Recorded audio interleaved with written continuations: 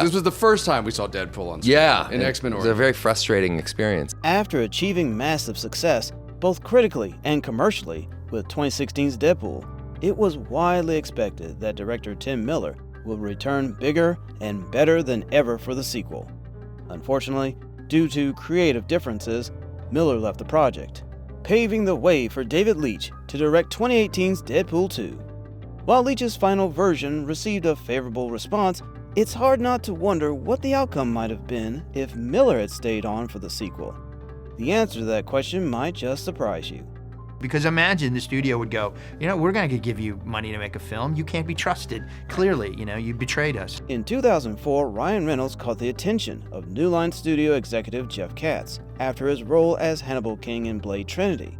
Katz thought Reynolds would be the perfect fit for Deadpool and sent him a bunch of comics to read. Interestingly, the first issue Reynolds opened had a panel where Deadpool describes himself as a mix between Ryan Reynolds and a Sharpay. This coincidence made Reynolds feel like playing Deadpool was meant to be. David Goyer, who directed Reynolds in Blade Trinity, enjoyed working with him and was eager to collaborate again. Together with Katz, they attempted to develop a Deadpool film under New Line Cinema, which had just produced Blade. However, their plans fell apart when they discovered that the rights to Deadpool were tied up with Fox and their X-Men franchise. It was a setback, but not the end of the story. A few years later, Katz transitioned to Fox, which opened the door for the revival of his vision for Deadpool.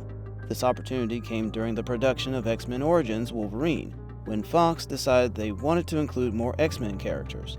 They requested Deadpool, likely because they liked the name. Unfortunately, this led to a series of unfortunate decisions that would shape the character's introduction.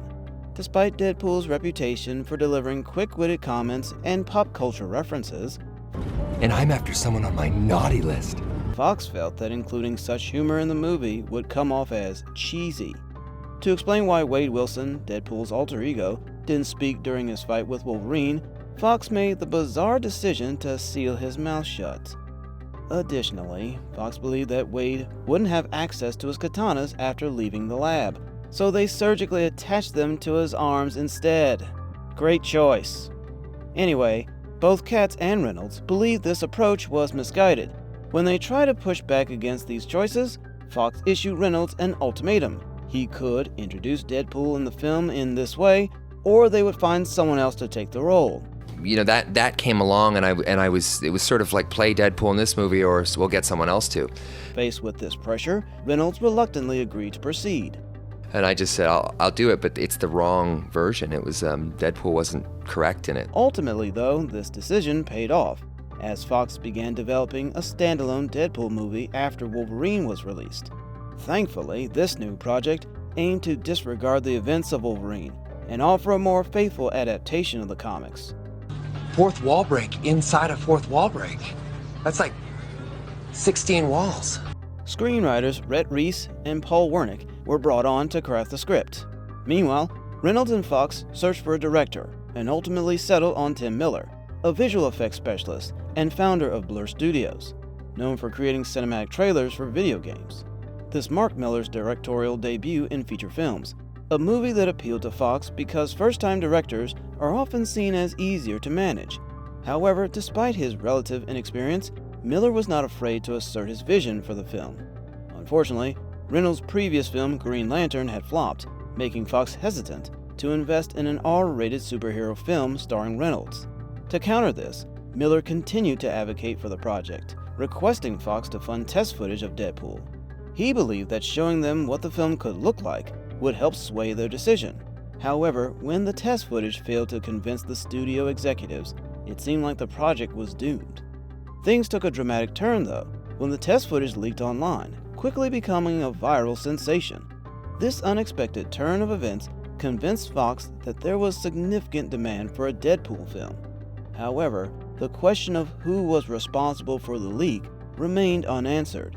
Reynolds played coy when asked, saying there were 4 of them involved: himself, Miller, and the 2 writers, and joking that someone should leak it.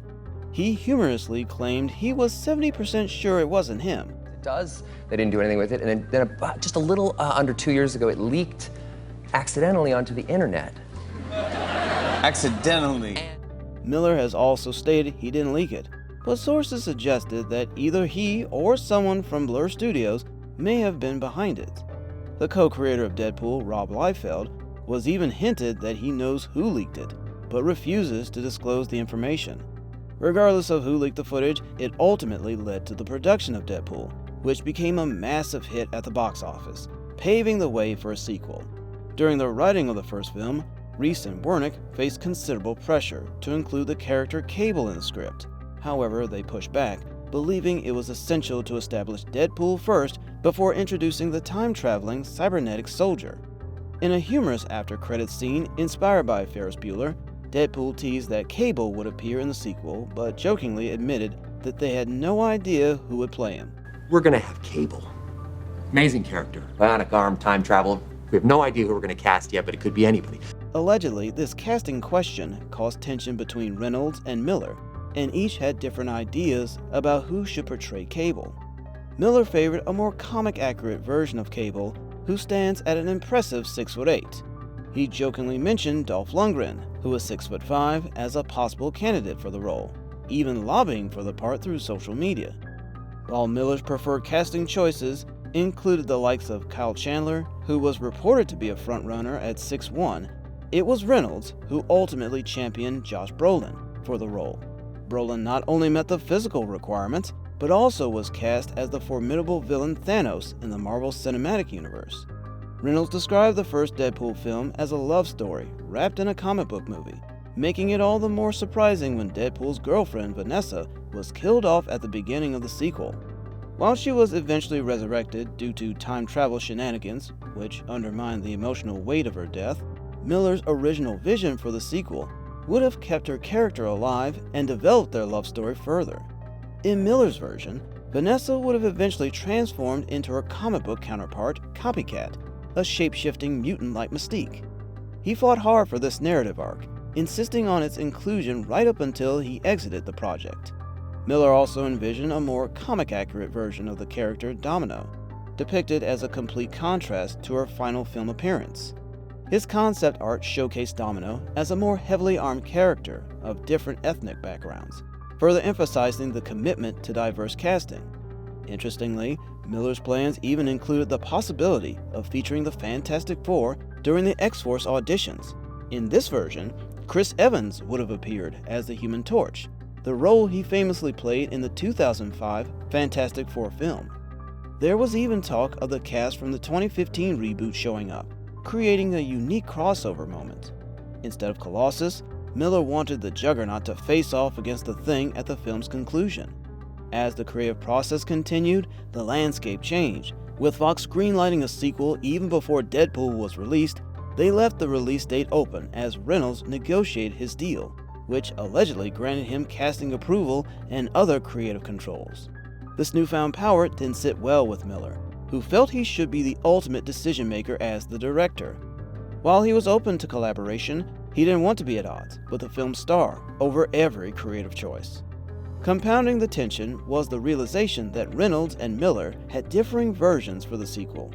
Reports suggested that Miller desired a more stylized approach with a larger budget and scope, while Reynolds wanted to stick with the smaller, raunchy comedy vibe of the first film. Despite these disagreements, Miller later downplayed the reports of tension, claiming that while there was some arguments, making the movie was a generally positive experience. Ultimately, when Miller departed from Deadpool 2 to direct Terminator Dark Fate, he opted not to work under Reynolds, who now had enormous creative control over the project.